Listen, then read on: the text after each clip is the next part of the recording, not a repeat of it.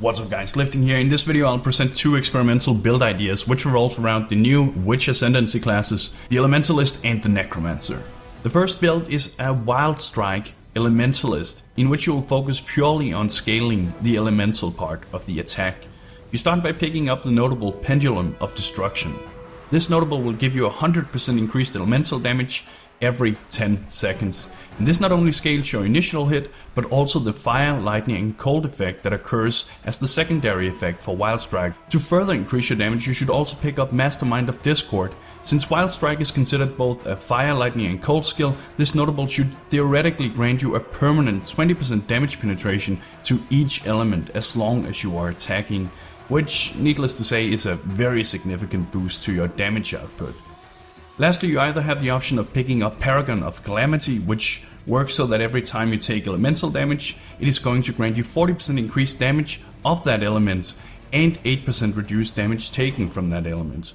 Or you can pick up Shaper of Consolation, which grants you a 20% chance on kill to gain the Elemental Conflux buff for 4 seconds, which to be honest is a very high proc chance and will happen very often. The Elemental Conflux buff gives you a 100% chance to shock, ignite and chill on every hit of your attack, which by itself is a great damage boost as well.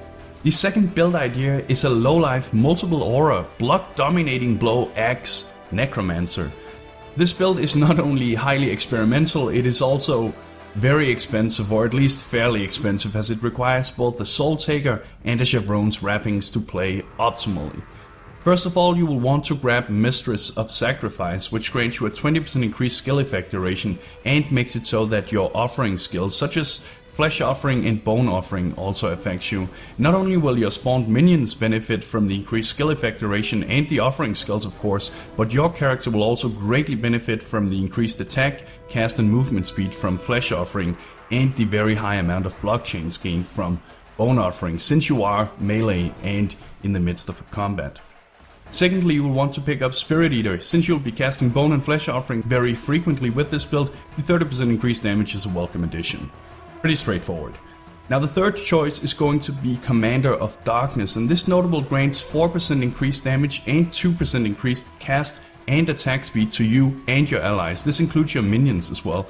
So it basically rewards you for running multiple auras, and since you will be able to run 6 or 8 and possibly even more auras with this setup, it translates to a lot of extra damage and increased attack speed, so it's really cool. That said, in order to run all of these auras, you will of course have to pick up several minus mana reservation nodes in the skill tree, but also either have to go for Mortal Conviction or Prism Guardian to reserve some of the aura cost on your life. With Soul Taker you will however not have to worry about having insufficient mana to cast your skills, so you can reserve your entire mana pool. And the reason for Chevron's wrappings is to protect you against chaos damage when on low life. And as I said, this build is somewhat experimental and there are plenty of ways it can be refined or improved upon.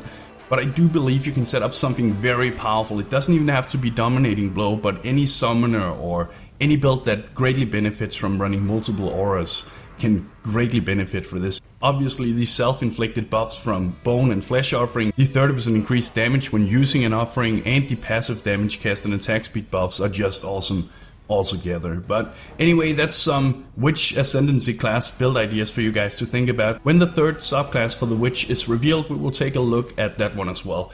Share your build ideas below, make sure to subscribe for more Ascendancy content. Thank you for watching, and bros, do you even nerd?